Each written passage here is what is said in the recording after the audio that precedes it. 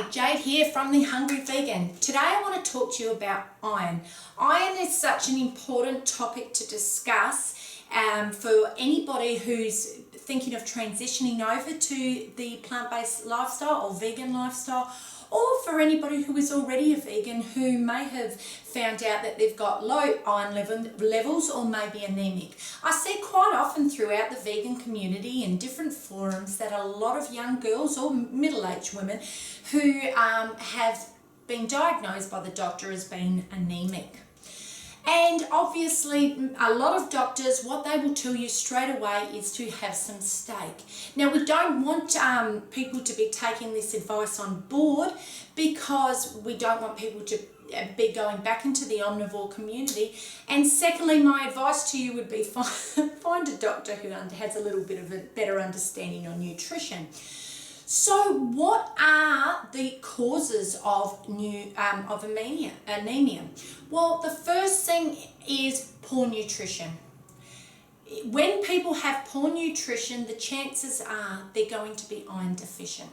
When people are iron deficient, this will cause anemia. So they work hand in hand together.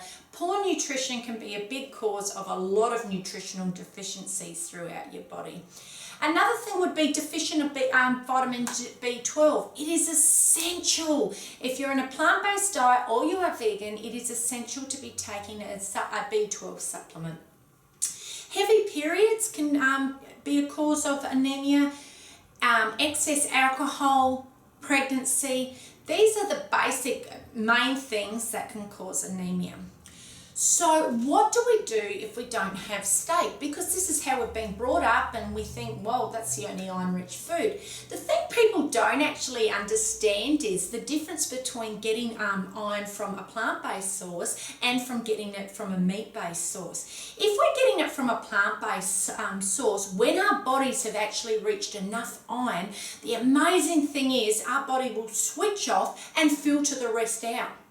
But when we're getting iron from a red meat source, what happens, it rapidly absorbs into our body so quickly that your body doesn't have a chance to tell it to stop. So the rest doesn't get absorbed out. So what can happen is it can be a possible cause of heart disease. So we don't need to be having steak in order to get iron.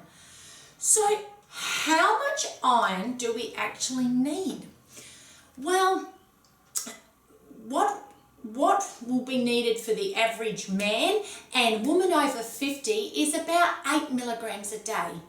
For a woman who's under 50, she'll need about 18 milligrams a day. The reason that a woman under 50 will actually need more is because of menstruation. Okay, so what kind of plant-based foods can we actually get iron from? Okay, here I am back on the greens again. Your greens, your spinach, your kales, your bok choy, things like that, your collard greens. A cup of them will have 1 to 3 milligrams of iron. So we'll be looking at bulking up and having a lot of them each day. I've spoken about this before. I love to get up in the morning and have a green juice. I have about half a bunch of spinach in my juice. I mix it, sometimes I have bok choy and other times I have collard greens. I mix the greens, but that's a rich source of iron. My iron levels are extremely high the last time I got tested at the doctor's. 50 grams of oats will have 3 to 4 milligrams of iron.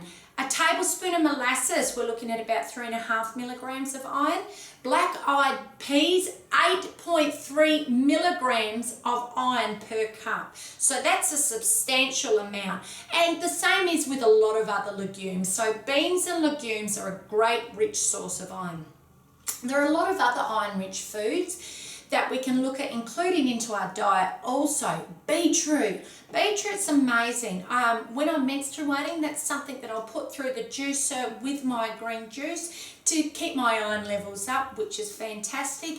Other foods, we've got your bananas, chia seeds, almonds, broccolis, Brussels sprouts, figs, tomatoes, all sprouts, all those kind of foods. They are a great rich source of protein. Iron, sorry. Now, another thing that's really important for people to remember, when we're wanting to make sure that our bodies are absorbing enough iron, we need to make sure that we're taking vitamin C. Now, don't go out to the vitamin store and buy some vitamin C. No, we want to be getting it from a plant-based source. So we'll be looking at things like your strawberry, pineapple, kiwi fruit, papaya, oranges, fruits like this that we can put with our other foods and eat in a meal or put in a juice to ensure that our bodies are absorbing the iron. Now, I would also suggest to people that they refrain from having caffeine, alcohol, and acid-forming foods in your diet.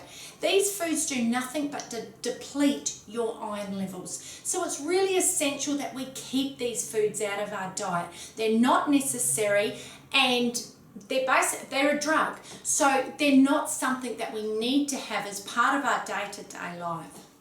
So basically, we need to start thinking like Popeye. Popeye had nice big muscles, and what was he eating? He was eating his spinach. So get your iron from a plant-based source, do your homework, do your research, and if a doctor tells you you need to have a steak, you tell him to do his research too. Okay, I'll see you soon. Bye.